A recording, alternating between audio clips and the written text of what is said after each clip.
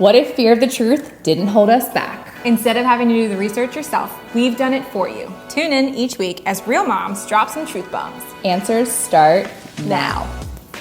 Welcome back to Truth Moms. Today's episode is all about catching up after season 1. Let's go ahead and drop some truth bombs. But first, I want to introduce our special guest. She might be making Story. some noises. I know. I think we did one episode already with her, but she was like sleeping the whole time. Yeah.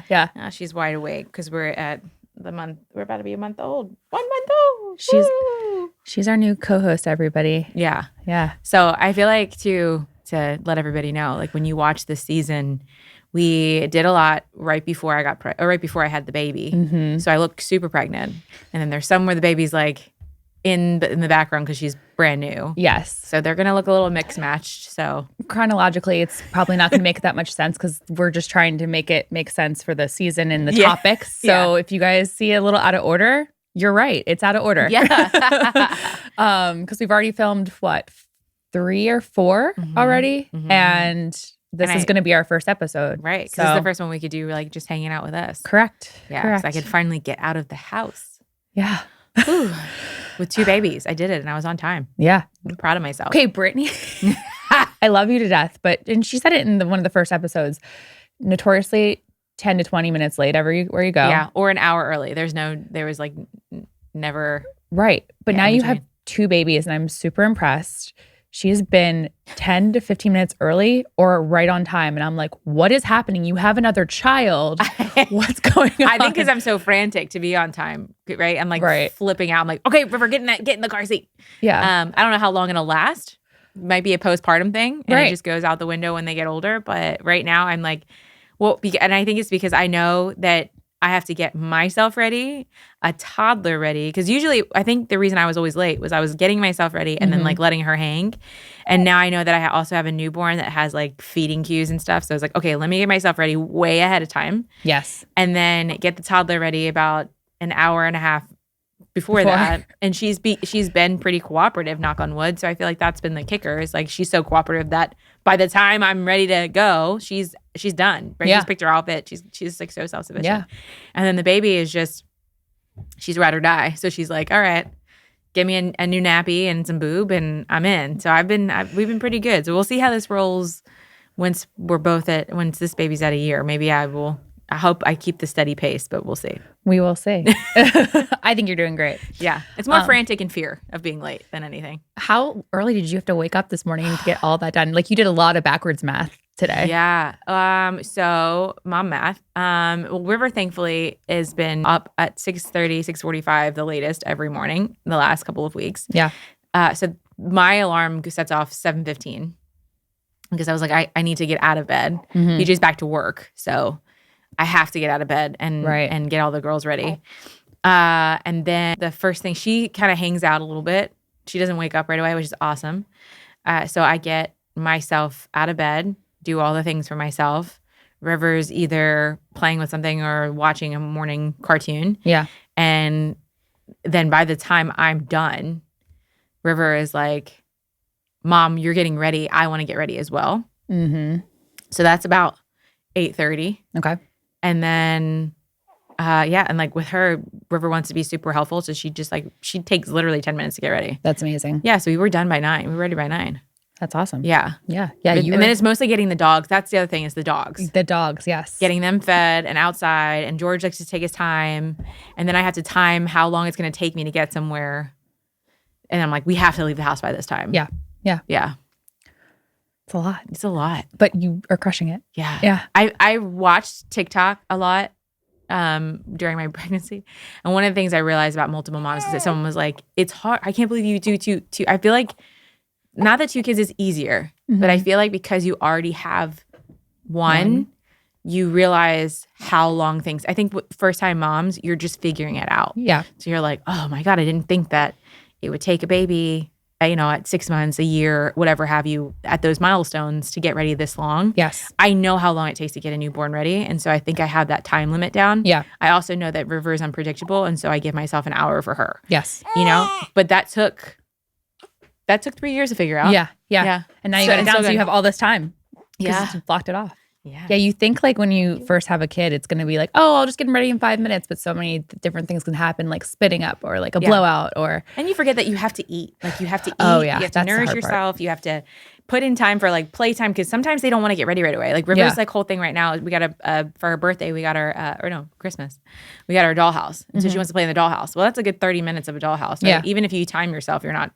So you have to put.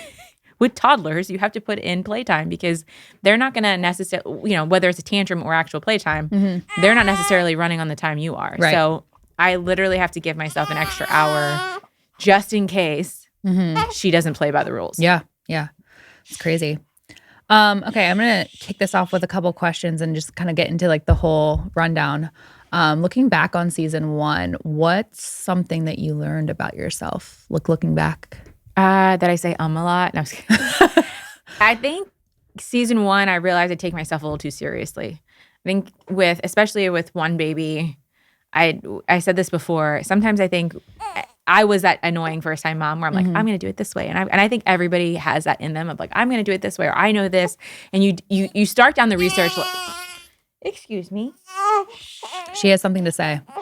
You start down the research lane, and then you think that you become the expert. And it's true that when you do become pregnant, especially if you're in the influencer world, so many people who are also on that same road with you have a lot of questions. That doesn't mean that you're an expert. And so something I learned last year was I absolutely don't know anything. I think I walked into pregnancy too being like, let me pretend that I never did this and see where it takes me. And I think I've been much more open to listening to different sides of different arguments, being wrong, figuring out that maybe like we're learning things maybe it's not for me, or maybe this is for me, or maybe I've held on too tightly of the reins, especially with one kid because I could be a helicopter. So walking into season 2, I feel like I want to have more conversations where I feel uncomfortable or I don't know. I didn't do the research. I don't know something. Right. Not that I won't research my guests, but I'm willing to be wrong, or I'm willing to learn something new instead of being like, oh, I did this. Yeah. Oh, I did that. And how I do it is perfect. Right. Right. Or how I do it is the right way, and I don't think, if something that we're learning beyond season 1 and just the fact of like where we are in life, where we are in, the US and all the things that are going on right now, that, things can be really scary. And so you have to really open your eyes and open your heart to maybe learning something new, even if you thought you were an expert on it, because truly none of us are. No. Everything's changing. The landscape changes all the time. No, I agree. What about you? Mine kind of is similar to yours. I kind of will get very self-conscious because I want to be the smartest person in the room, but I know that I'm not the smartest person in the room. But what I've realized about myself is that my intuition is very strong. So like looking back on being super nervous, I mean, honestly, guys, like you can probably see it. Season 1, I was pretty nervous. Like I'd never done a podcast before. Brittany has done many podcasts. So she's been a guest on many podcasts. So looking back on that and just leaning more into my intuition and just being okay with not like learning something in front of other people and not having all of the answers, and kind of putting this podcast into a direction where we're seeking truth with you guys. Yeah. Like we're not sitting here just, giving you a bunch of information. And there's some topics that obviously you're going to be stronger at, I'm going to be stronger at. And there's somewhere we're not going to know anything and we're walking into it completely not knowing anything. But yeah, just leaning into my intuition. I've had intuition looking back over the years where I'm like, this doesn't seem right. For many years, for example, like I never felt right regularly taking Tylenol. Like I just don't like taking it. I never looked into it, but like now it comes full circle where like there's a lot of reasons why you shouldn't be taking Tylenol unless you absolutely need to be taking Tylenol. Right. So just kind of stuff like that where I'm like, okay, my intuition's good. Like I feel confident about that. So yeah. Yeah. I feel like for you too, the growth that I've seen is like you don't take yourself so seriously now. Really? Yeah. Because I feel like when we first started, sometimes you do it because it's the organizer in you. You're always I've got a list. You have lists. You have your list. Yeah. But you're okay with going. I think for the beginning, I would be like, let's just post this. And I think it would like send you out of your comfort zone a little bit. The same thing I saw when you did the sourdough class was you were like, me having to be intuitive instead of just being like, at 8 a.m. I have to do this, at 9 a.m. I have to do this, you know? Yes. And so I think we've both grown in that. I've become a little bit more conscious, right? But you said like, hey, you're on time. Because I'm like, hey, a little bit timing, a little bit of organizing has gotten me better. But I think we've met in the middle because you've been Are we rubbing off on each other? I think we are. Okay. Because I think you're like, even down to, you know, us, season 1, Courtney would have never let us do the Out of Order podcast. It would have flipped you out. Flipped me out. Yeah. And now you're like, okay, cool. I mean, if it makes sense, if the story makes more sense than the timeline, let's go for it. And I was like, all right, cool. Yeah. Like, but I think we both rubbed off on each other. Yeah. I have a, you know, thanks to Courtney, my house is a lot more organized. But even then, like I've been a little bit more, hey, if we plan things a little bit better, if we save a little bit more, those are all coming from you. Yeah. Yeah. Well, I appreciate the balance you've given me as well because I'm not as stressed out. Yeah. No, seriously. I'm like, it doesn't have to be perfect. It doesn't have to be perfect. Yeah. And going into that, I think like we didn't really talk about it, but I think a lot of people go in to doing podcasts together and they're like automatically best friends and like know everything about each other and like have been like really close for many years. And for Brittany and I, never really talking about this before, but like we've known each other for a lot of years, but we recently started to get closer once we both had kids. And it was a, you know, kind of like a slow burn in a way. Right. And what's really interesting, I think, about this podcast, and people have said it to me, is that they're watching like a friendship form. Yeah. And I think it's been really cool. I agree. Because I hate the word associates because it sounds like, but I feel like that's how we've always associated with each other. Yeah. We've always been around in circles, but we've never really gotten close. And it's cool to see. Yeah, for sure. Yeah. Yeah. So you want to talk a little bit about your baby shower? Okay, what part? I mean, just like how it was different than what normal people do. Okay, cool. I was like, what part of the baby shower are we talking about? Yeah. So I definitely with baby one. Let me start by saying that this is a comment I'm going to say. People are going to get flipped out because they always do. Not that I don't believe in marriage, but my family personally, you know, both dad and mom's side have had multiple marriages. And so for me, marriage is a very scary topic. Not that it's not coveted, not that I don't think it's important, not that I don't think partnership is important and the idea of the sanctity of marriage is true and good. I still have a lot of abandonment issues that I run through. And so for me, that has never been a priority. I'd rather have someone, I'd love life partners. If we get married, that'd be great, but it's not something in my toolbox that is an absolute necessity. Particularly because I keep thinking people will always leave, right? And so when we started having children, you know, with River, I wanted to do it big. It had just been off the heels of us coming back from the pandemic. Very Cavallari had just kind of really ended, but it was still going strong. And I was still kind of in that show phase where I wanted to have the big lights and the big cameras and the big action. So with River, I was like, this is kind of my wedding in a way, right? Because this is what's going to connect PJ and I forever. And I wanted to do it big, and it was my first baby. And I think everybody does. I think first baby really brings out like, hey, let's celebrate because it's exciting. And so with River, we did it at like a little bar setting. We had like a big party. It was like a nightclub. I had a DJ. I was like, I'm not opening gifts in front of everybody. I'm still not that person. I don't open gifts in front of that either. It makes me uncomfortable. Same. Because if I don't like the gift, it will show on my face. Well, that, you know, I have friends that are in different parts of life. Yeah. You know, I have friends that are like near homeless right now and friends that are like Kristen Cavallari, where they're, you know, millionaires. And those people aren't going to bring the same gifts. And it doesn't mean good, bad, or indifferent. It just means that's just what they could give. And so I personally, when people open gifts that I've given, I get in my head, like I'm an over gifter. So I tend to give like 7 or 8 gifts because I feel like I'm not doing enough. It's the people pleaser in me. I'm getting past that. But I never want someone to feel like they didn't give enough or that their gift is, what's the word? It's like it's not as great as, I don't know why my words aren't coming out. Because you just gave birth. I had to remind her of this all the time. She's like, I don't know why my words aren't working. My brain doesn't work. Invaluable. It's the not measuring up. Yes. Whatever that synonym is. That's in my head. I can't get it either. Yeah. So I don't want anyone to feel like that.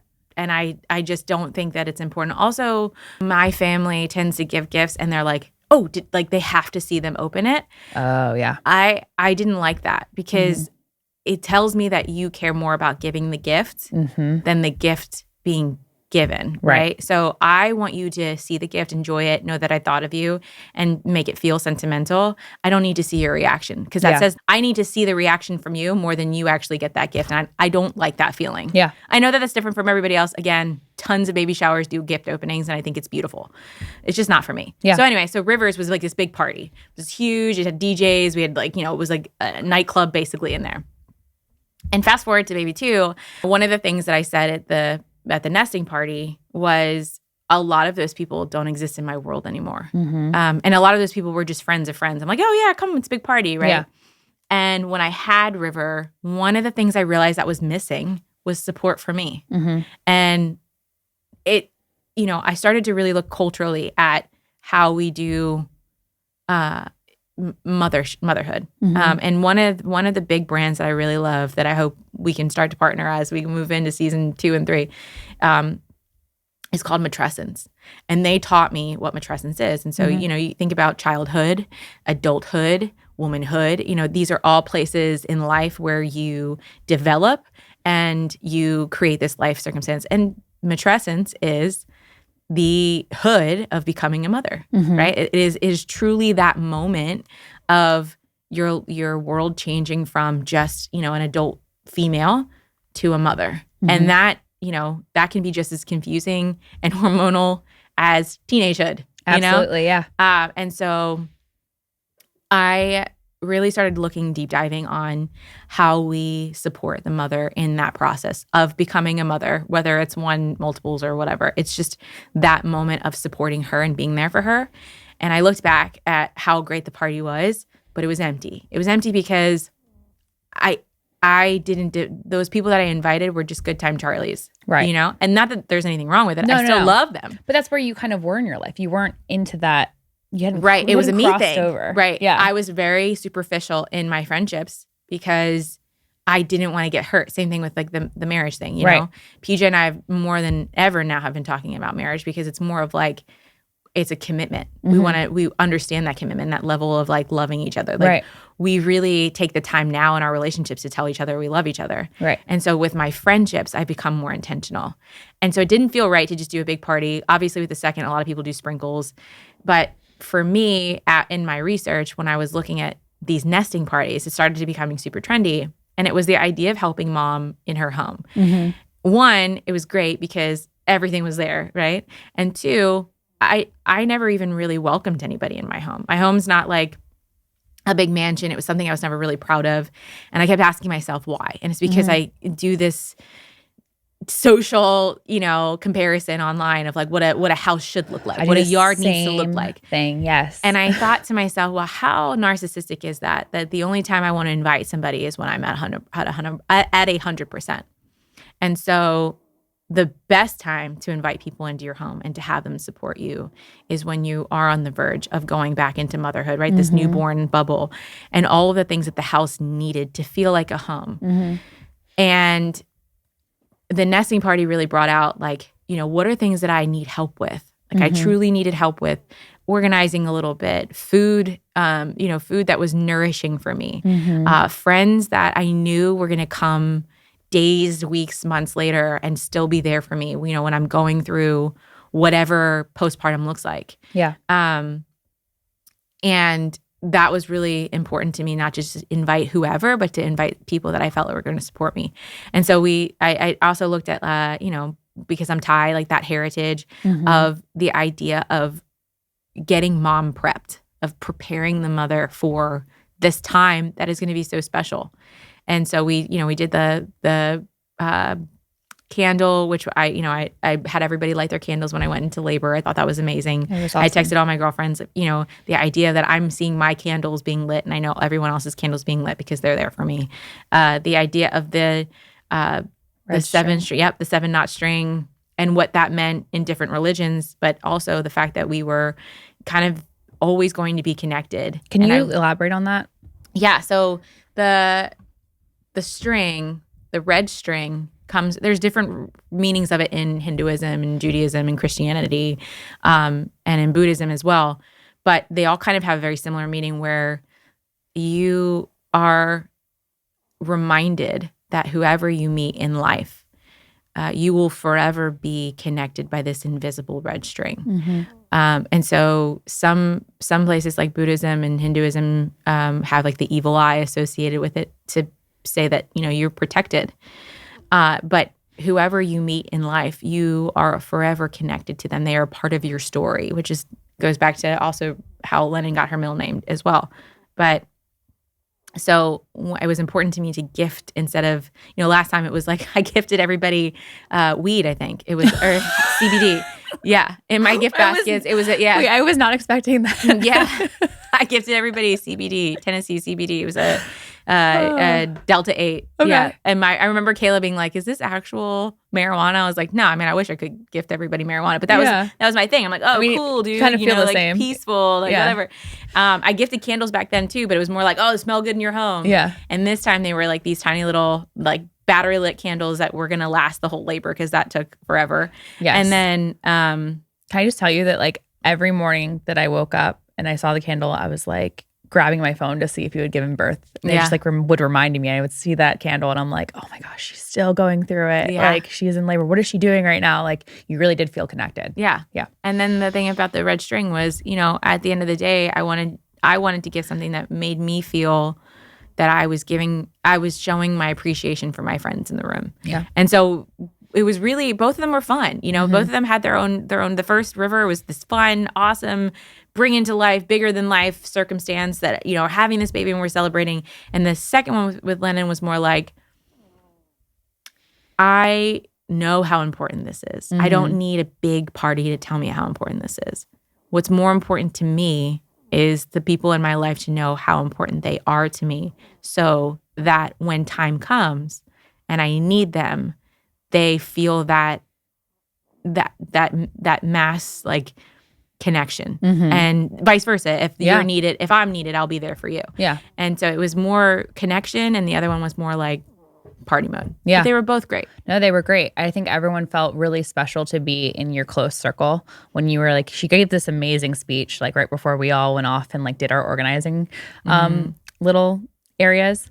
But everyone felt really special to be in your corner. And I think we all felt super connected too. Because I was still there were some girls that I met there that I talk to now. Yeah, all the everybody time. was on a group text. Yeah, everyone's on a group text or we all follow each other on Instagram and stuff. So it's cool to be able to connect with other people and a lot of like-minded people as well. I really love the fact that well, first of all, you forgot to buy wine because you're like, oh, I didn't even think about it. Yeah. But most of the people there didn't even want to drink. I think it was Kara who brought elderberry shots. Yeah. I remember being like, hey guys, want to do shots? As if we were doing shots. And they were like, yeah. And it felt aligned. I don't know. It was really nice. Yeah, it definitely showed the difference between shower 1 and shower 2. Yes. Definitely showed the change of lifestyle and the people that were in there too. Yeah, for sure. Yeah, I loved it.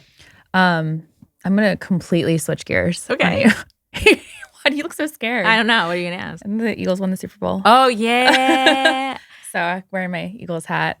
We're both from the Philadelphia area. I think we've said it probably enough. Yeah, go Birds. Our kids know the fight song. Thanks to your mom. Thanks to my mom. And Better Than the Mayor of Philadelphia. Yep, can spell the Eagles. Yeah, can spell. So excited about that. I didn't know if they were going to be able to pull it off, honestly, because Casey obviously is kind of, just dominating. But if you go back and you look at some of the games, they did an amazing job. Yeah, I've always been an underdog person, so I knew they were going to win. And in fact, that was the week I gave birth. And I told Courtney, I was like, if I give birth on Sunday, the Eagles win, and I have a boy, I cannot not name this kid Rocky. Yeah. There was just no way it was going to happen. And then I go into a complete, wormhole of other Philadelphia names. I'm sending them what about this one? What about this one? Yeah.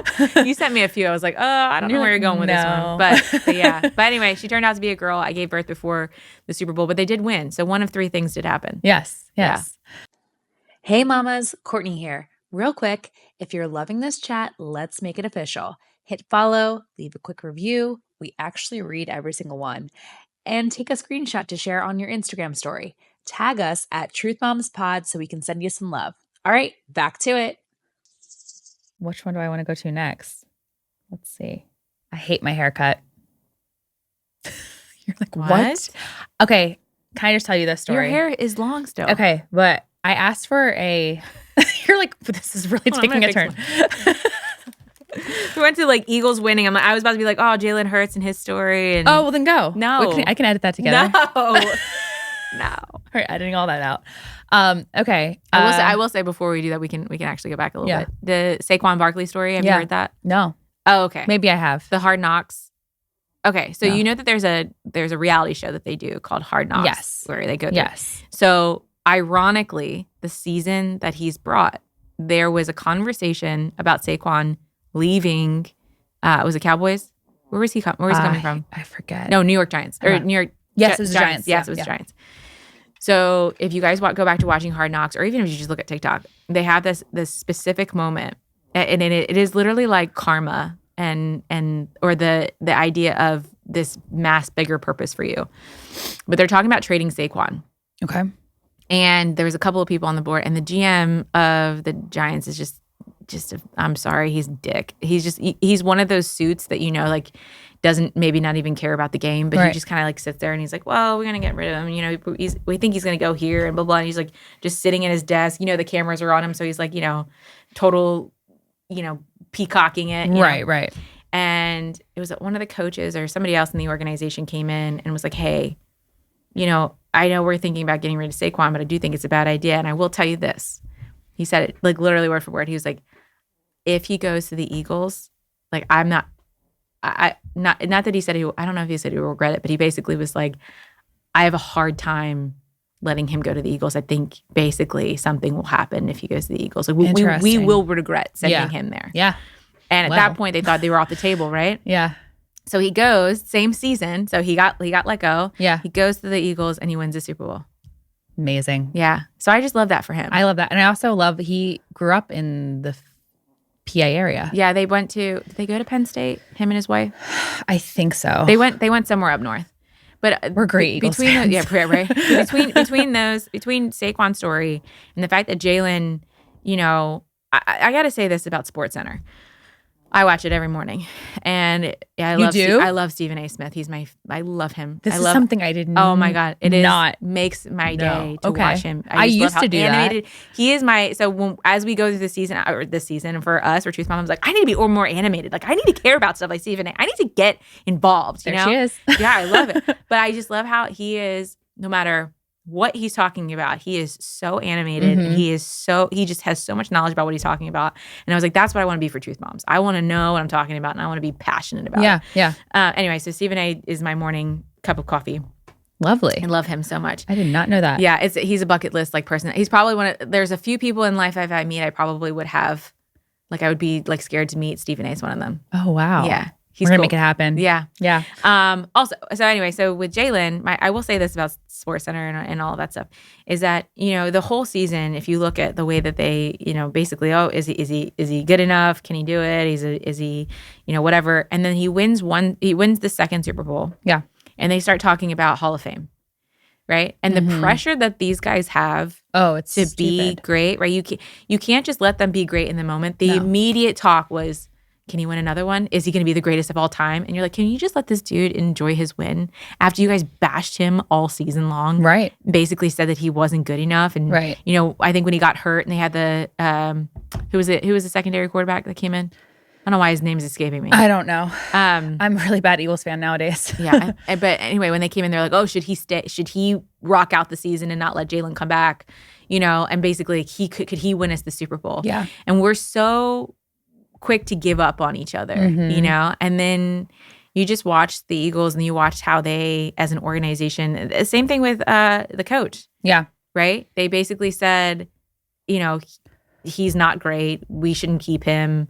He's had all these, kind of inconsistencies or whatever. But that's how Philadelphia is. I mean, as soon as something goes wrong, they're like, get out of our city. Like my dad tells me about WIP, radio, and how they're just as soon as something happens, it's like they just jump all over them and they just discount them. I think it's the organization as a whole. Well, I mean, yes, right? Because even Philadelphia love is or hate another KC, love or hate Kansas City.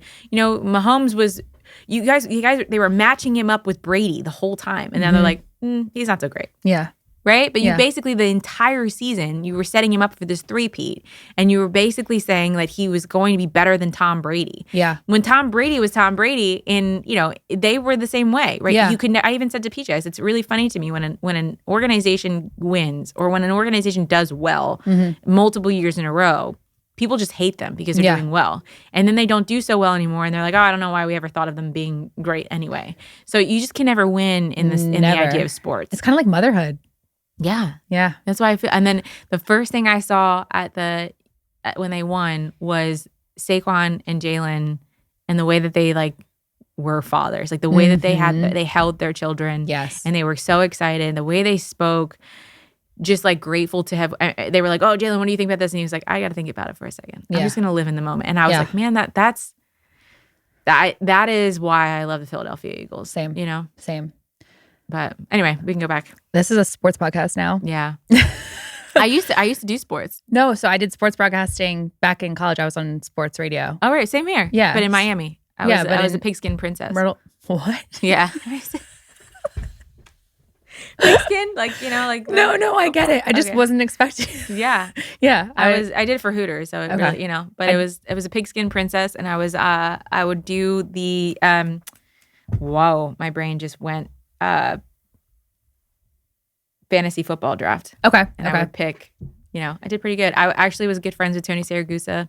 Wait, stop. RIP. Hold on. That's another connection we have. I used to go on the field with Tony and Same hold here. his Chicky and Pete's fries. Wait, really? Yes. Okay, so when he came to Miami, we would always hang out, and I did all of his little golf tournament things. That's crazy. Oh, rest in peace, Tony. Yeah, Loved him. I know. He was really, really awesome. Yeah. But yeah, that's crazy. Wow. Okay. Look at that. Here it is. Goose. But yeah. Switching gears yet again. Okay. So you hate your haircut. Okay, so I hate my haircut. I just want to get this Why? out of the way because I Did really you go to a liked- new person? Huh? You go to a new person or someone you always go to? So the person that I only get my hair cut like once or twice a year, if that, and I always ask just for a little bit of a trim, or just what's it called? It's escaping me.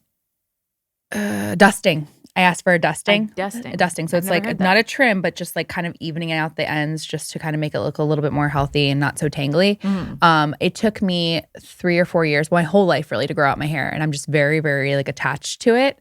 And I've always just wanted to be past my boobs. Finally got it there. And I was like, hey, can I just get a dusting? Like make it a little bit more even. And she took 3 to 4 inches off. And I was like, wait a minute. Because she put all my hair behind my back, cut it, and then flipped it over. And I was like, Well, she might have just cut the dead ends off. Maybe you just had dead ends. yeah, but I didn't ask for that.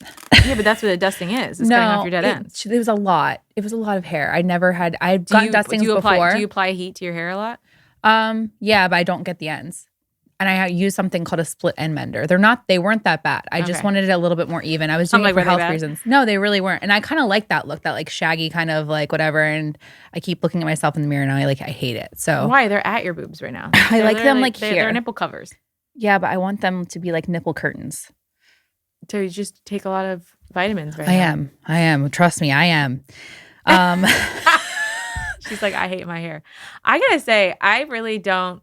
Because your hair grows fast. Yeah, that's true. My hair does not grow fast. I do. My hair does grow like in a week. Yeah, no. I've never had my hair this long and this healthy before. And it's just like I work so hard and I'm just really upset about it. And also, I think it looks great though. Well, thank you. It does look healthier. I will say that. But I just want to get that out of the way. I don't like my hair. So for this season, I'm hating my hair. So you won't be seeing that hairstylist again? No. I'm actually, no, I'm not. Well, okay. So I had another hairstylist. She moved away. So this was a brand new girl. Oh, okay. So you were testing it. That's the thing. Yeah. It's like when you go to someone you don't know. That's why I was like, so now I'm going to go to Jamie's girl. Okay. Yeah. Who's like low tox and whatnot. Oh, so, that's send me her. Yeah. So I had to make the appointment in May. That was like her earliest. So wow, she's good. That's how you know they're good. Yes. But speaking of supplements, I'm now obsessed with microgreens. Have you gotten into that wormhole? I used to grow my own microgreens. Yeah, I want to. But Super easy. Yeah, I heard they just grow like crazy. Yeah, because you think about it, it's literally just sprouting. Yeah. So you're just taking your seeds, putting them in dirt, and then the second they sprout, right? They don't need much sun. No. If anything at all, you literally put them in your pantry. They want them cold and dark. It sprouts the seed, Yeah. and then within like 3 or 4 days, they're edible. Yeah.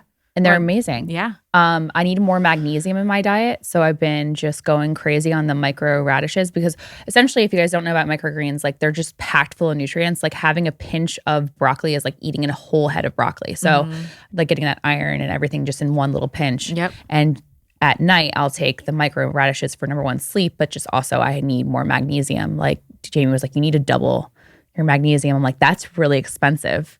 Why not just go to the source? So obsessed with microgreens right now. If you guys haven't gone down that, so you're low on magnesium. I'm low on magnesium. Ooh, that makes a lot of sense to your next subject.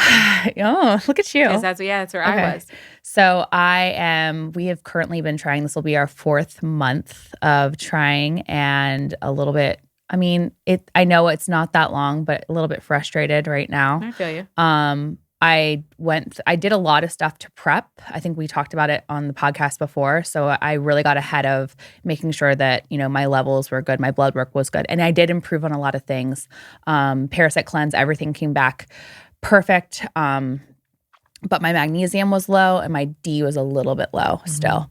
So we're working on that. Yeah. If you do some research, D3 and magnesium have a huge impact because your body basically depletes after baby. So if you don't have those levels where you need them to be, it won't sustain a pregnancy. And that's what I think people we'll obviously probably have a podcast about infertility, but it's not necessarily that something is wrong. Like wrong as in like, you have, cysts or, there's something wrong with your egg count. Like the all the things that you think of in infertility. Right. A lot of times it comes down to wellness, right? Simple things. You have to think about the fact that your body is a vessel and that body can only carry. And this is, I'm saying this to you because it took me a year and 3 months. Yeah. And I did the same thing. I was like, okay, so at 6 months, I've been doing, I've been taking all the vitamins, I've been doing all the working out or whatever. And I remember being so frustrated because I was like, I've been doing this. And they're like, yes, but you've only been doing it for 6 months. Yeah. Jamie was like, it might take some time. Like, be patient. And I'm like, I don't want to be patient. Yeah. Because you're like, my body feels good. I feel great. I run around. I eat healthy. I work out.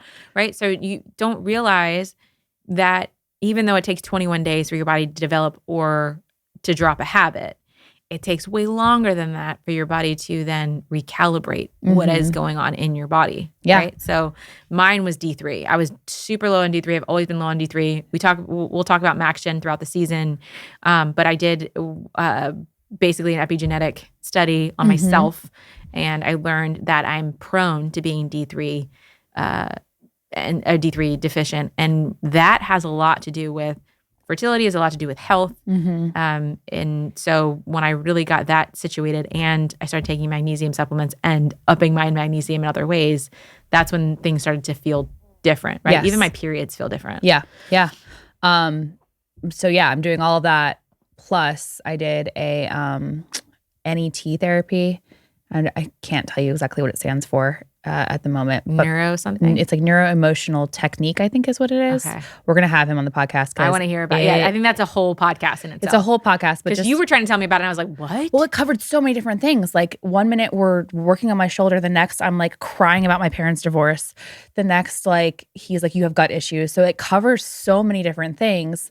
But he was like doing tests on me, and he was like, you're D3 and you need light. You need to be out in the sunlight like immediately, like you need a good tan this summer, essentially. So yeah, I did that, but I feel a lot of stress and a lot of like things that were like weighing on me have now been lifted. So what he does too, this is the only thing I'll say about it, probably the biggest thing is that he works on like stored emotions and somatic responses that you might have from trauma in your life. And I think one that I thought that I had resolved at least through just traditional therapy and just, self-actualization and realization, was my parents' divorce. When my mom left, I realized I didn't cry because I was in denial that she was leaving. Like I remember the moment watching the headlights go, and I just felt like I had to be strong for my brother. So he like took me back to that time, and then I like released the emotions, and I was very skeptical going into this. I was like, okay, whatever. Like I'm probably not going to cry.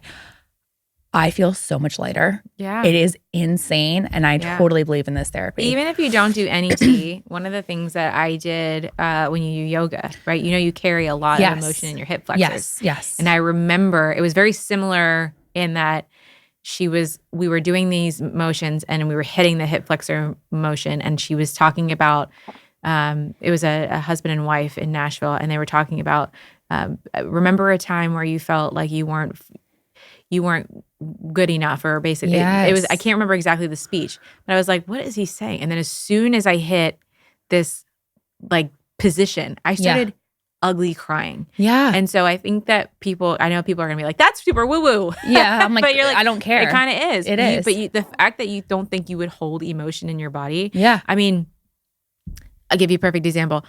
A candle, right? A candle has muscle memory. Okay. So if you don't cut your candle the right way and you don't give it the maximum amount of hours so that the entire wax can kind of melt at the same time at the same rate, from that moment on, the rest of your, even if you tried to up it, it'll tunnel, and it will do it in the entire life of the candle. Right. And that's kind of like our body and our nervous system. That's a really good analogy. If we don't address it at the top level, when that trauma happens, or we don't address that trauma at its root, forever and ever, as we go through different things, it will always that's how it will hit us, and we'll start to basically hold emotion in our bodies that will create chronic disease later on. Yeah. Yeah.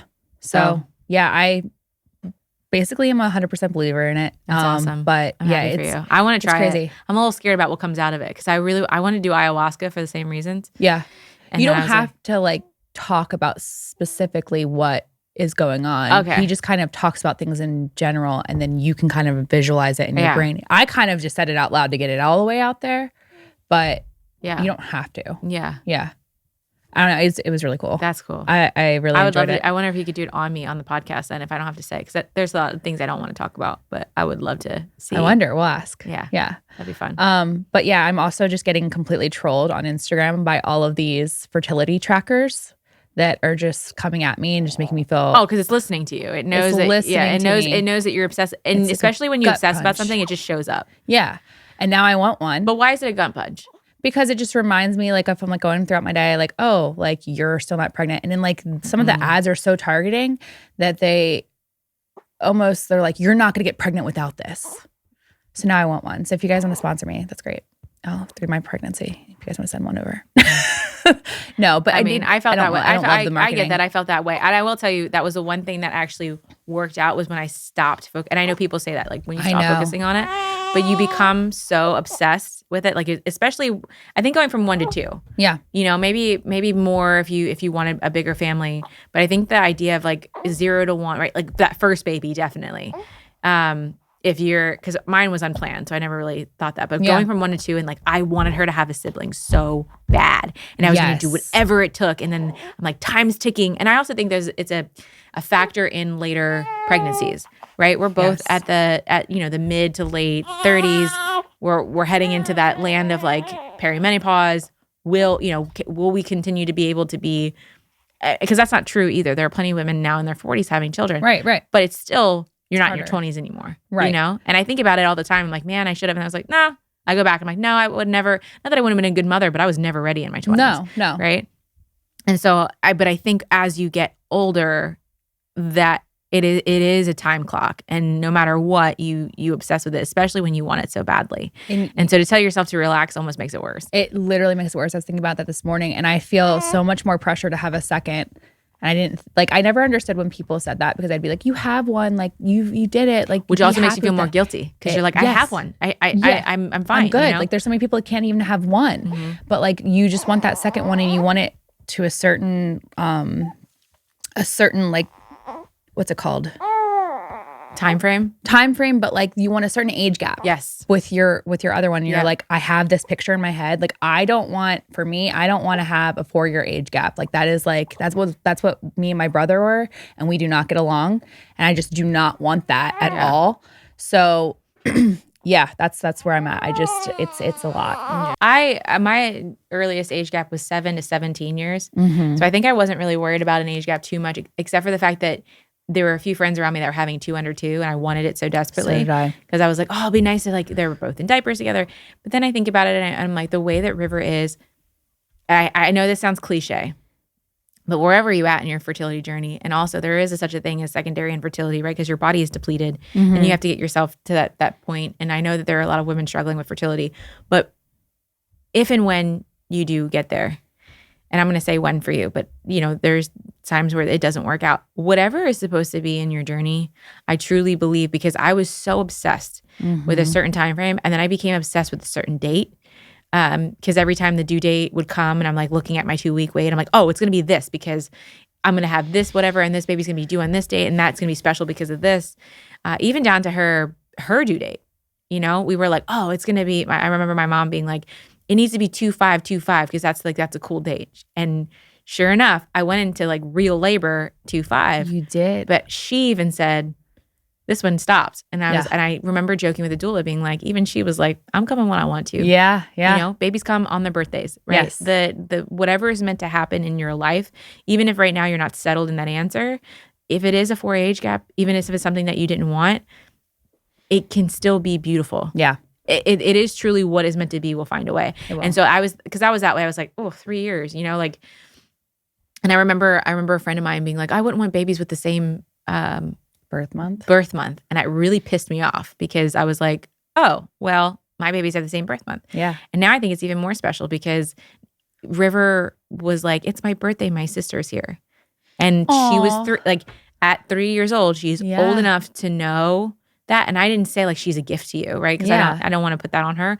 She said it. Yeah. She was like, that's adorable. It's my birthday. Lemon's here. She calls her Lemon. Yeah. And I was like, oh. And every morning she wakes up and she's like excited to hold her sister, and she's always checking on the baby. And so that 2-year age gap or that 1-year age gap or 18 months or whatever, I wouldn't really have that, right? You know? And so as much as I like in my head planned it and wanted it to be at a certain place in a certain time in a certain age at a certain date, what happened is perfect. And that's just, you know, hopefully that helps your heart a little bit. Because I know in the moment you're like, it's going to be this week. I can see it both ways. I'm like kind of split on it. I'm like, okay, I like, you know, my super controlling side like really, really wants it to happen. But then I'm like, you have to just let it be. Yeah. And there's a plan that God has and you just don't know what it is. And you will see it later. Like that's how. And what you don't realize too is stressing about it actually makes it worse. So. And I was that way too. Because I remember PJ and I trying, and there'd be a time when he's like, this isn't even like romantic anymore. Because you're basically like, totally not. You're like not talking to me until that time. And I was like, and so with her, I remember like that week and my Oura ring, it wasn't time yet. And he was like, you know, let's get it on, blah, blah. And I was like, no, because it's not my time yet. And I was like, whatever, I'll lament because like I wanted our relationship. He's like, can we make it romantic? And so we made it romantic. And then the time came that my Oura ring said it was supposed to be. Yeah. And he wasn't like in the mood. And I was like, we're never going to have a baby. Yeah. And then a week later, my Oura ring was like, actually, you ovulated last week. And so he instinctively knew it, I guess. Intuition. Maybe, you know, maybe that was like, you know, the caveman method. He's totally like smelled you out. Yeah.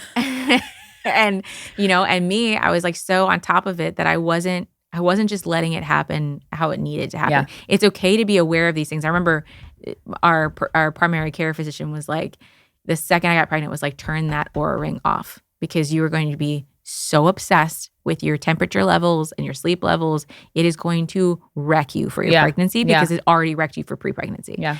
And I remember being like, okay, and I took it off and I haven't worn it since. And now I'm wearing it. And now you're wearing it. But it's good I think there's a good notion, this is where I'm going. Yeah. As an organized person or somebody who's paying attention, it's good to have it because it's cool to see, but when you use it as a crux of like, it has to happen now at this time, it becomes an obsession. And it's, especially for me, someone who's had eating disorders, you get really, really obsessed with it. It's like the Lord of the Rings. You're like, my precious, you know, my precious.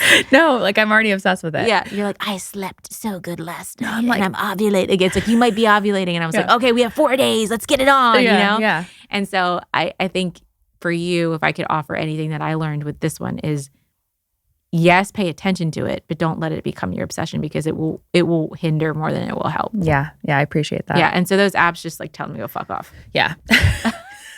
Don't sponsor me. Just literally be fuck off. Yeah. I need to just like hit report, block, be done. Yeah. Hey mamas, if you're anything like us, you want your little ones to learn and have fun without spending hours searching for the perfect activities or buying a ton of arts and craft supplies every month. That's why we love Learning with Kelsey. It's like a meal delivery kit, but for your kids' learning and creativity. Everything you need comes right in the box, so there's no scrambling for supplies. Just open and go. And guess what? We've got a special deal just for you. Use code MOMS10 at checkout for $10 off your first box. Never tried it? Perfect. Your first box is discounted. Already a fan? You can still use this code for another box. So go ahead, make learning magical without the extra mess, and grab your box at learningwithkelsey.com. That's learningwithkelsey.com. Now back to the show. Like, so River, here's the thing too. Everybody's different, but for a lot of people, your babies tend to come similarly, right? Mm-hmm. So River was 38 and 4. And for a very long time, I thought maybe she'd be late. But then I was like, there's something about this that's telling me it's going to come at this pregnancy. It's going to come similar. And so at the 38th week, literally on the day of the 38th week, I said to PJ he took the dogs to his parents' house in Jackson, because we were like, with everybody coming, we were planning a home birth, with everybody coming in, my dogs are insane. And I was like, as much as I want them a part of this, it will not be relaxing for me if they're gnawing at the door to get in. Yeah. And it could have been different, but given that my cat was insane during birth, I would probably venture to say the dogs would have been as well. But so he takes him to Jackson, and there was something about that last piece that I was like, okay, it's gonna happen. Mm-hmm. So I remember talking to you and being like, no, yeah, I don't know if we should or we should. No, you I'm had not me sure if schedule things all the way up until the 13th, and I was like, this is not going to happen, but I'm going to do what she says. Yeah, and I remember being like, do we go for it? Do we not go for it? And I was like, I can make it to 39. Well, even before that, just everyone getting sick. Oh yeah, I forgot about that. Yes. Norovirus ran through our house. Yes. Really hardcore. Yes. And so the threat of being sick. So we had to reschedule because everybody was sick. And then I was worried that would give me prom, right? Mm-hmm. So prom is basically like a pre-rupture of your membranes. Right. And you didn't get sick. I didn't get sick. She didn't get sick at all, and she had all of them on top of her. Right. So that's when I called you back, and I was like, okay, let's not cancel them then, because I think I'm going to be fine. I remember saying to you, I think this is a Super Bowl baby, and I'm going to be fine. Let's just go for it. Let's keep our schedule, because we had rescheduled with both people. Yeah, quite a bit. We went and did it our birthdays are very, very close together, both in January, and we went for a massage, and you went into like an early labor, right? And then I was like, "Are you?" You were like, "Keep these." Oh yes, we did a birthday massage. Okay, yes. wait. Okay, so I forgot about that. I forgot about all this stuff. Well, now. you've had a baby. Yeah. Yeah. So I remember being so tight, and so between the chiropractor and the massage therapist, because I had my prenatal massage, they were like, "Baby's definitely down, but you're." Like, I was tight. So I was like, okay, maybe it is, maybe it isn't. So we were flirting with the idea of canceling and not canceling. And I remember, I think we canceled and rescheduled it. And then I was like, never mind, keep it. You were like, keep it. You were like, just keep it. I'm going to make it until we had 3 scheduled, 2 on one day and 1 on Thursday. You're like, I can make it until Wednesday. I just don't think I can make it until Thursday. Right. Yes. And that was, so then I went to the chiropractor, and I was like, because I was really tight in my sacrum. And, Julia had come over and was like, baby's in position, but not really, we need to move some things around.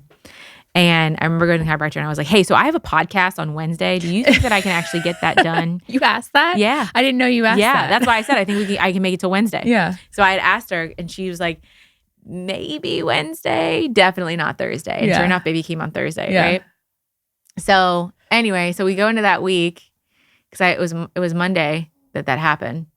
And then Monday night at like midnight, my water breaks. Yep. But my water didn't break. This is what the crazy thing is. After all is said and done, I had like a slow leak, which technically means your water broke, but it's a slow leak, as in like it's in the back. It like a little bit came out, but it wasn't sure. I had like the test strips from CVS, so God only knows if I did it incorrectly, and it actually wasn't. I'm not really sure, because what else could be basic down there, right? Right. Like just so for you guys knowing, like, down there is pretty acidic. So if you see anything going into like the 5.5, 6.5, 7.5 range, and you're pregnant, it's most likely amniotic fluid. It really can't. Urine's pretty acidic, and unless you're putting water down there, you're not really going to see anything else. Yeah. So, I was like, okay, I think my water broke. Well, what you don't realize, or maybe you do, that when your water breaks, you have a 48-hour timeline. And the 48-hour timeline is the way that the risk of infection goes. So you run the risk of infection more down there after 48 hours. And also baby's meconium, which is pooping in the sac. And so, I alerted everybody. I even wrote you guys because I was like, okay, it's going on. What I didn't realize, like you said, you canceled all the podcasts, which is awesome because they were the people. Amazing. Thankfully, all the people that we used were like, okay, no problem. But nothing happened that day. Like, so midnight goes, we're into Tuesday, and I'm still thinking if I should call you back to keep Wednesday. Because I was like, well, my water is technically broken, but it wasn't really because nothing else was coming out. It was like after that after that one little trickle, nothing else was coming. Yeah. So I was like, maybe it wasn't my water. Maybe I imagined it. Maybe I thought so because we're hitting 38.4 and my brain was totally that because of River. I even went to the midwife myself and had asked her if I could do the GBS a week early, or like basically I wasn't supposed to do until that week. Yeah. And I was like, hey, can I just get it this week? So at 30, it was like 37.6, and I was like, can I get it done? Because I knew it was going to happen early. And she was like, okay. Sure. Yeah, she's like, a little strange. So I tested GBS negative, which was great. It was a kind of a factor in a lot of things that had happened after that. So yeah, nothing happened, and I'm like, okay, this isn't going on. And the doula kept saying like, you're going in and out of your contractions, and she's like, I can only think about the fact that you are such a present person that when people are coming in the room, you were like literally stopping. She was like, quite literally, someone walked in and you were like, that light's off, and you stopped your contraction immediately. So me as a person, and it makes sense because I'm been this whole way my whole life. When something intense is happening, I focus on that, and then I let the emotions flood afterwards. So like if I got into a car accident, I'm pretty good at like, okay, here's this, get my information, no problem, blah, blah. And then like a day later, I decompress and I flip out about everything, right? And so I've been that way my whole life, which makes sense that my body literally, so there's fight, flight, and freeze. I freeze. I literally stop everything and I focus on whatever. So there were a lot of people coming in the house. I had a friend stay over to kind of like take care of River, and I was worried about her because River was getting pretty emotional at that point. And so a lot of things were causing my contractions to stop and start. And so I remember the doula being like, you need to get these contractions going. At midnight, I'm like outside walking around pregnant. PJ's following me. He's like, I'm not going to let my You went outside and just started walking? At midnight, I'm like literally holding my hands. I'm trying to get everything going to make I'm just imagining you like going down. I was quite literally like doing that. If anybody saw me, they thought I was insane. And then you have PJ and River, like he has River like on his shoulders walking behind me while I'm massively like wailing my arms trying to get my blood flowing so my uterine contractions would restart. So we get into what would be like Tuesday, and I remember at that point, right, we start to have that conversation of like, hey, we're in for a home birth, but if we start hitting this 48-hour timeline, it's going to be like it's not safe, right? Yeah. And one of the things that my midwife had told me, she said my blood pressure was high, and it wasn't going down at that point, and so I remember asking her, why else would my blood pressure be high then if it wasn't because infection, whatever, what else could it be? And she was like, well, it could be dehydration. And I did not realize that I had double dosed myself on castor oil. Oh. Because I didn't want to take I'm doing an unmedicated birth. So the only way to get things flowing, right, was one of them was taking like a couple teaspoons of castor oil. Right. So I was literally going in the bathroom and quite literally like shitting myself. Yeah. And so I was like, well, that's it, And she was like, it could be, but we can't chance that, Yeah. And so I remember telling her and the doula, she was like, hey, we might want to consider the hospital. And I was like, okay. And she walks out of the room, and I just start wailing, crying. I was like, I can do this. My whole body was like losing it because I was like, I was meant for this is what I had planned. This is what I wanted, And so PJ walks out. He's like, you used the H word on her. You're like, why did you do that? He's like, she wants a home birth. Like, and she was like, I didn't mean to, but as a professional, like I have to tell her. Right. I have to tell her. So she came back in, she gave me a big hug, and she was like, look, you still have choice. Where I'm not telling you, we haven't hit the 48-hour mark. I'm not telling you what you have to. How much time did you have left at this point? So we hadn't hit midnight quite yet. This is Tuesday, right? Because Wednesday, yep. So we hadn't hit midnight quite yet. So we probably had like 4 or 5 hours left. Okay. And I was like, she's like, you still have choice. She's like, I just have to tell you because, one, I find out later too that there's a lot of hospitals around here and everywhere that are not very keen on home birthers. Mm-hmm. And her fear was that if we waited too long and there was something up, that I would have a different treatment in that hospital because they would be like, oh, of course, this crazy home birther risked her baby's life, right? I also had that in the back of my head because unbeknownst to me, at that point I'd cut my family off, but my family was like writing me like, well, where's the baby or what's going on? And I would be answering the phone, which would stop my contractions because they stressed me out, you know? And, I remember one of my family members being like, you need to do what's best for the baby and not what's for you. And even though that stressed me out, it made me really upset. And they were even texting PJ, like, be a man, tell her to go to the hospital, I don't like that. And and so PJ kept that from me, thankfully. But there were a lot of things going on that basically everyone around us was like so concerned about what was happening. And then it got me anxious because I was like, well, it should be happening. Back up a little bit to River's birth, it was very much the same way. My water broke technically on a Wednesday, but when I went to the ER, they were like, we don't test any amniotic fluid. Yeah. And it wasn't until Saturday that she was born because Friday I went in being like, my contractions are insane. Like, oh, your water broke. And I was like, I know the moment it broke on Wednesday and I'm telling you it was that time, right? Yeah.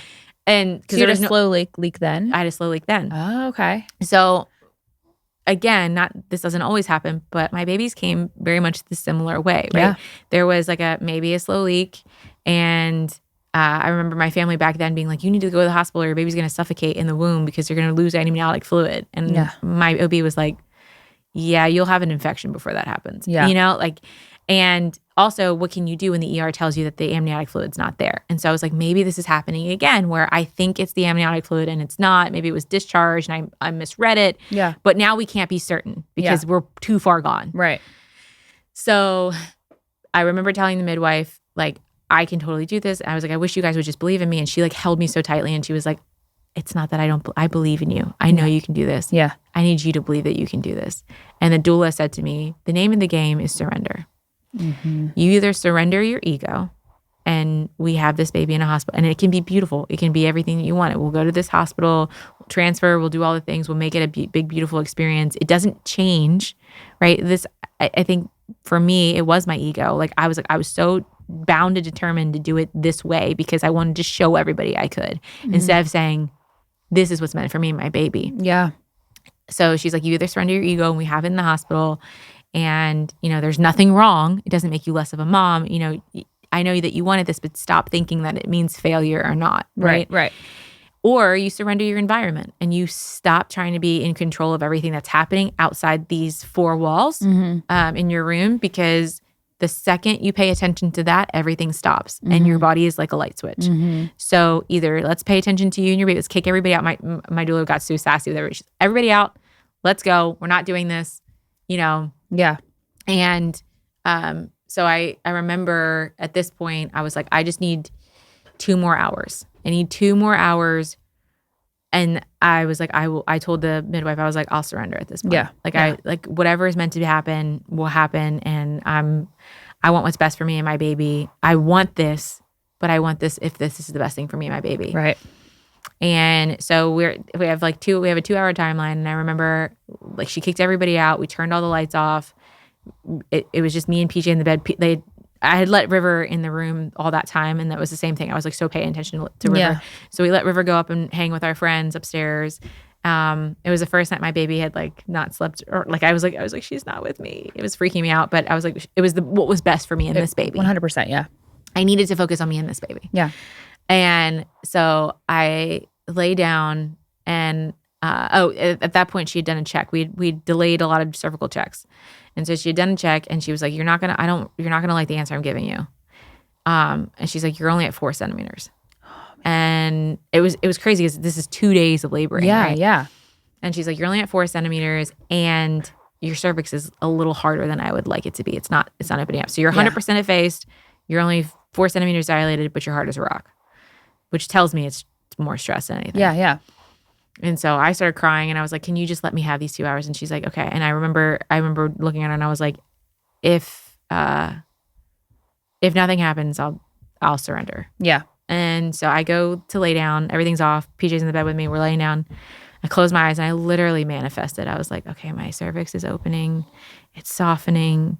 The baby's coming.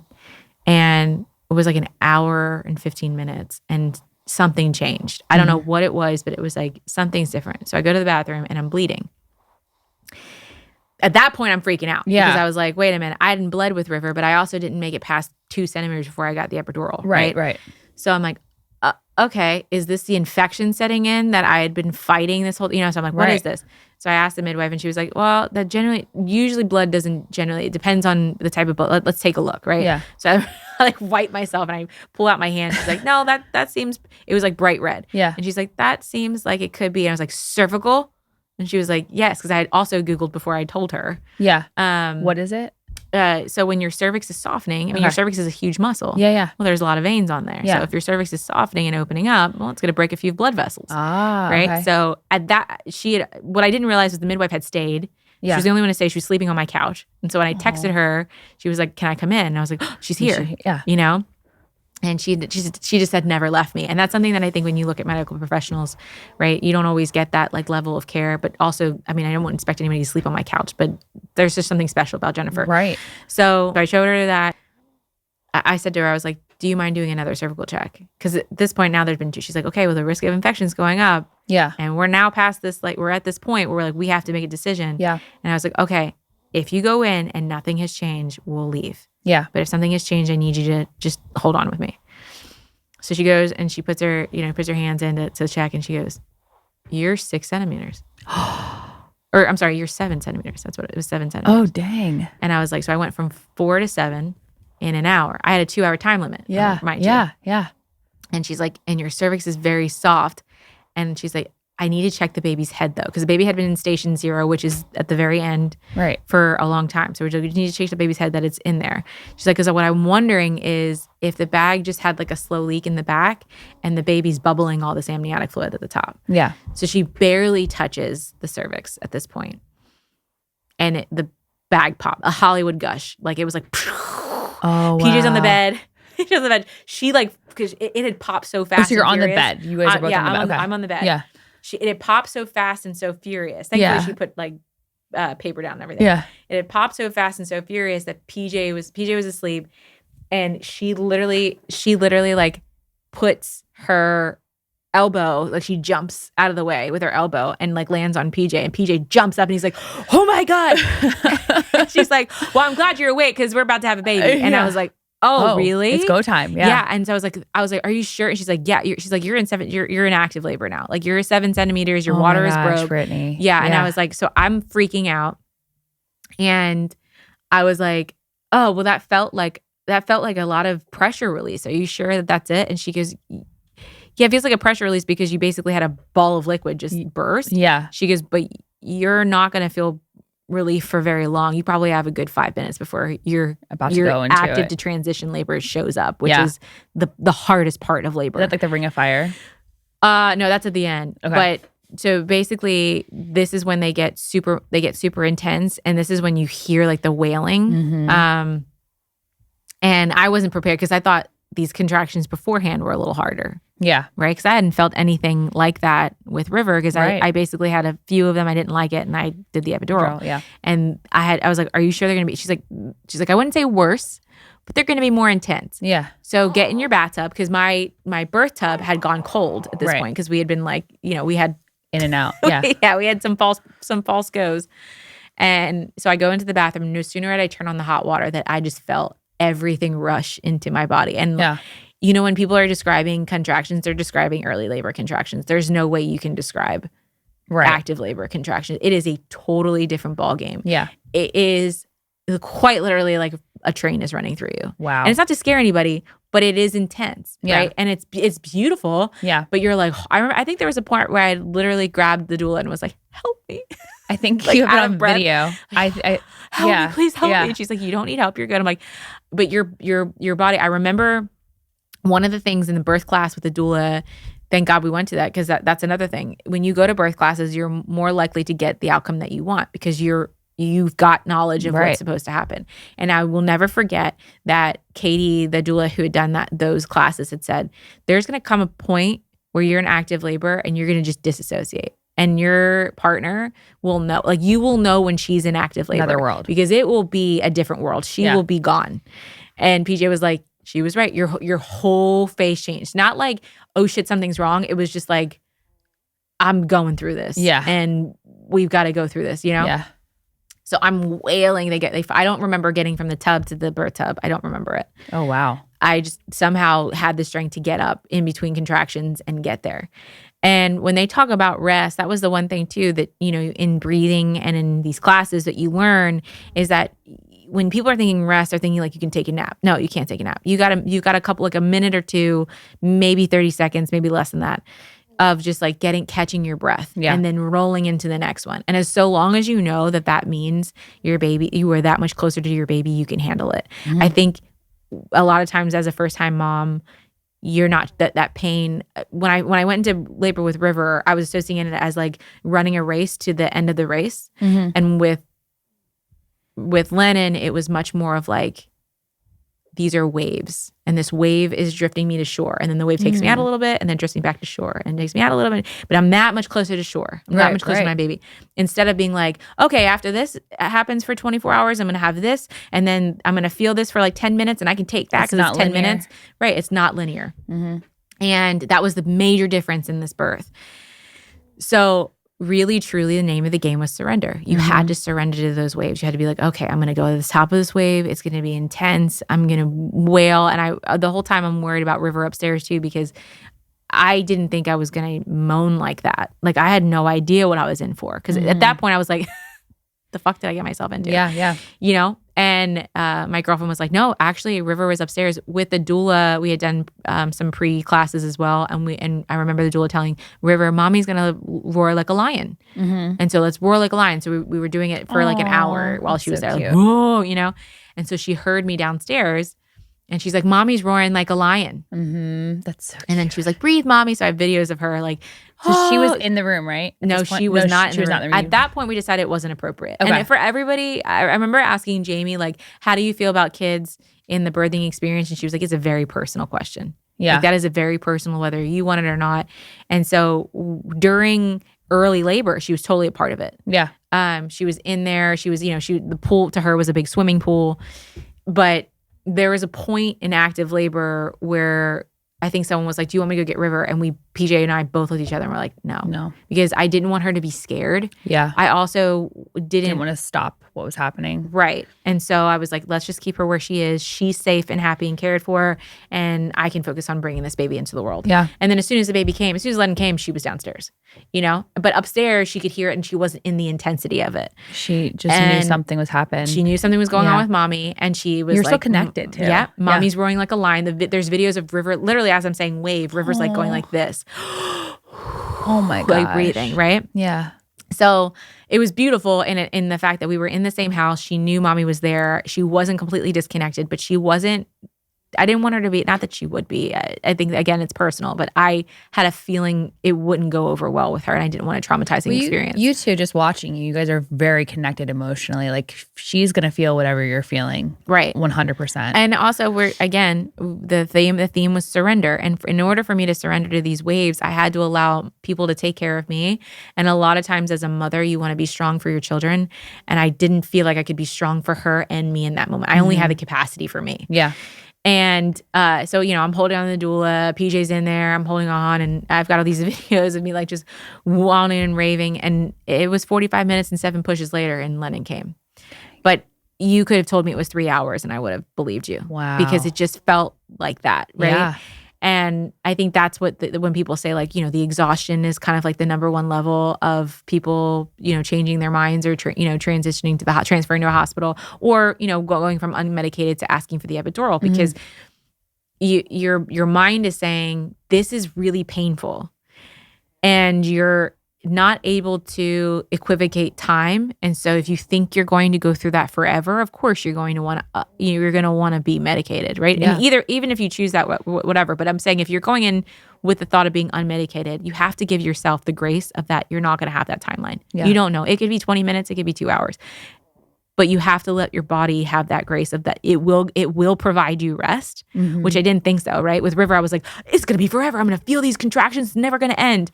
And with Lennon, I was like, okay, I have 2 minutes to breathe. Yeah. Okay, my body's letting me. I was able to take an hour nap before active labor began, between 4 and 7 centimeters. The whole time I'm widening, right? Yeah. And so your body does. It is such a crazy experience because your body really does give you that grace. Yeah. If and when you allow it. And so, anyway, with the ring of fire was probably the worst part. You could have told me that my vagina splits in my asshole, and I would have believed you because I thought for sure I teared with how crazy that feels down there when that first comes through the head. And but yeah, so what was the craziest thing was after she was born, they went into the check, and she was like, "You don't have any tears." So I didn't tear at all. That's crazy. Yeah. And I saw you, what was it, the day after. You asked me to come over. I was like, are you crazy? You're like, no, come over. Come meet her. I'm like, okay. And I was like, I just looked at you and you were just thriving.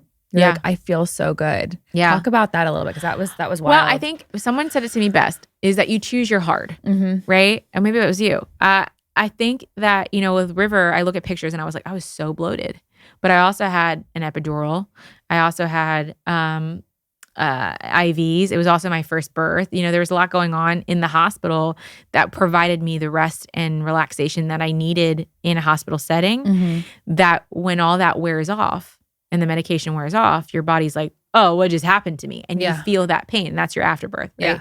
I think for some reason, in my case, not in every case, but in my case, I think my body was like, hey, you let a train run through you. So we're going to let you rest on the back end. Yeah. Right? Yeah. Or the fact that you had just felt that intensity that literally you could pull teeth from me and I would not think it was painful. Yeah. Right? Yeah. And so my afterbirth pains were not bad. I bled for less than a week. Wow. Yeah. Like literally 24 hours. There was only, I remember being like, I want to do everything crunchy and And even my mother was like, you've done enough crunch for one day, take an ibuprofen because it's going to be intense, these labor pains. And it was like that for about a day, you know, as to be expected. And then I didn't have to I was totally fine the next day. And then again, like after a week, I wasn't bleeding anymore. I didn't feel puffy. I didn't feel like I was tired, but I was much more aware, I think, than with River. And maybe there's some of it too is because it's the second baby. Yeah, your body's much more like, okay, we've got this. Yeah. Or it also had to do with being unmedicated. I don't know, but it was totally a different experience. They were both beautiful. Again, just like the baby showers, they were both beautiful. They were both awesome. River timely. Is my first baby. I will never forget that moment she came out. Yeah. But there is something to be said about the successful home birth with Lennon and being able to like trust in my body and know that I was okay and advocate for myself when I was. And then also being able to say like, I surrender if it's not, and I'm not going to let my ego. So there was an ego in me about my family and wanting to prove them all wrong, that I could do this at home. I was going to have a successful home birth and I wasn't going to let them tell me different. And then there was a point where I wanted the home birth, but only if it meant that it was the right timing. And yes, this is something that I wanted and I coveted, but not over the health of my child. And once I surrendered to that and I killed my ego on being like, I'm going to do this at home, I think that's what made it happen. That makes so much sense. Because I would have been okay either way. Yeah. And I wouldn't have felt guilt either way, you know? Yeah. So. I'm proud of you for advocating. You had to advocate throughout your whole entire birth to a lot of people and on this podcast. And I just hope that like you inspire a lot of women to also advocate for themselves and what they want, whatever that looks like. Yeah. And I mean, here's the thing, advocating, like, look, if you're under, hi baby. I said too, as long as I'm low risk, the baby is healthy. There's no reason why I can't go this route. But if, advocating doesn't just look like doing what you want. It's noticing what's happening, getting the information that you need, asking the questions, not being afraid of the answers, and then pivoting. And that, I think that's what advocating really is. I think the whole time with River, I was like, I'm going to do a home birth this second time because I'm going to know this. And it was more, I thought advocating was, your head at the barrel of a gun and you were going to do it anyway, And now I think advocating is knowing that anything can happen. And as long as you are knowledgeable about what's happening and you feel like everything around you is happening for you and not against you, then you're advocating for yourself. Yeah. Yeah. I love that. Yeah. Well, congratulations. Thank you. I'm so happy for you. Yay. Oh my gosh. Should we take a break? Yeah. Oh, wait, do you want to end that episode? Oh. Should we end it? You want to end it real quick? Oh, wait, are we done? Episode 1, or are we not? Episode 1. I mean, we're We're like do you have an ending for it? congratulations. Thank you. No, let's do that again. Okay. Well, congratulations. Thank you. So happy for you. Thank So you. proud of you. Thank you. I'm happy that everything worked out the way it did. And I feel like you learned a lot in the process too, which is inspiring. And I'm excited for your journey. Me too. Yeah. Hopefully, when the first time you got pregnant with River, I got pregnant a month after. And I'm wondering if we're going to do that maybe again. The stars will align. Yeah. Hopefully with this. Hey, whatever happens, happens. Exactly. You know? I'm not going to say that. Right. Everything in its own divine timing. Yeah. And that's, I mean, same thing with this podcast. How many times we were like, oh, each of us individually were like, we're going to do a podcast. And then we came together. You're like, let's just do it together. Yeah. But we've been parallel our lives. So like maybe that's just it. I know. Even with Tony Saragusa. Right. Who knew? Who knew? Go Birds. Yeah. But yeah, so I guess I'm excited for season 2, and I'm glad we have that recap, and now everybody knows where we are and we're caught up. Yeah. And what's up for season 2? I mean, probably should tell some people what we're. Yeah. So we're gonna. I think we've decided that obviously a lot more interviews. We've already got a few in the can right now. And then you and I were talking the other day, and we were just gonna have mom chats where we invite that's a great idea. people in and just not interview them in a serious setting, but just like fun chats like this with another person. Yeah. And just kind of see where those go. Yeah. And flow. I was inspired. I just did a podcast with the touch up. Yeah. And we were talking about coming back on it. But that's what inspired me to have some more fun with it when we talked about moms, right? Because a lot of times we're going to interview professionals because we're not 100%. Yeah. We have our own biases. Yeah. But I also think too, like when we were talking about, you talk about how you make mom friends all the time, right? Yeah. And I'm like, why aren't we talking to those moms? Right. Because just because, we have differences of opinion or whatever, that might actually be cool. It might open up some things we didn't know before. And what's better about talking to mom, or, what's more inspiring than talking to a mom in everyday life? Absolutely. Yeah. It's like mom chats. Mom chats. So we'll see how that develops, but we're really excited. There's other little special things that we have going on, special projects that you will see shortly. But yeah, I'm really excited for season 2. I feel really good about it. Yeah. Yeah. And hey, if you guys have any mom influencers or friends or moms in the space of, mom blogging that you want us to interview. Yeah. I feel like that would be great for the mom chats. Let us know. Yes, please. All the feedback. We love the feedback. I love getting your feedback because it lets us know what we can be doing better, and it lets us know if we're doing something right, or if we need to pivot a little bit. Yeah. So yeah. Yay. Thank you guys. All right. Stay tuned. Thanks for tuning in to Truth Moms. Remember, mamas, the truth starts at home. If you enjoyed this episode, don't forget to subscribe and leave us a review. It really helps us reach more moms like you. And plus, it's free. Until next time, stay strong, stay curious, and we will keep dropping those truth bombs.